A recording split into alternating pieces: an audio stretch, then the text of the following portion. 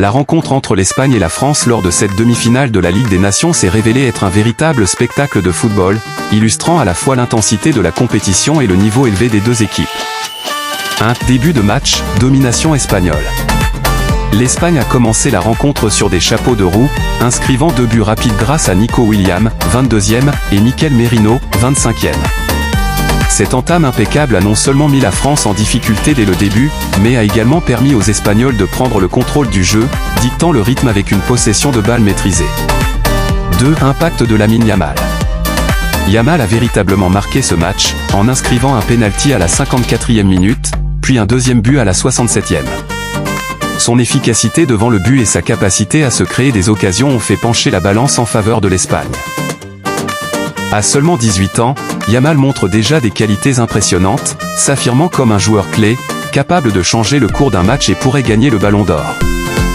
Réaction de la France. Malgré un début difficile, la France a réagi de belle manière, avec Kylian Mbappé qui a réduit l'écart à 5-1 grâce à un pénalty à la 59e minute.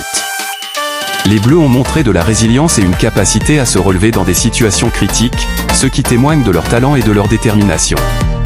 Les buts de Ryan Cherki, Dani Vivian, contre son camp, et Randal Kolo Muani témoignent de l'engagement des Français, qui n'ont jamais cessé de croire en leur chance, revenant à un score final de 5-4.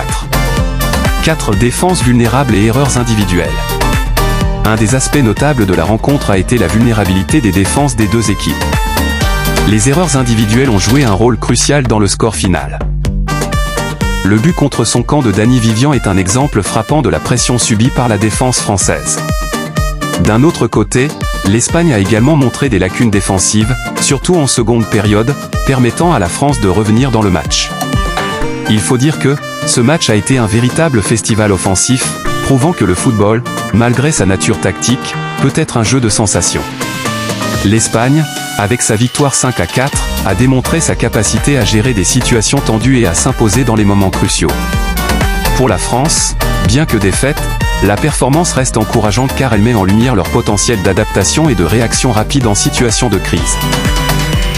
Il faut dire que, cette rencontre va certainement marquer les esprits comme un exemple de football dynamique et captivant, et pourrait influencer les choix stratégiques des entraîneurs pour la prochaine rencontre dimanche, où l'Espagne défendra son titre dans cette compétition de l'UEFA contre le Portugal à Munich.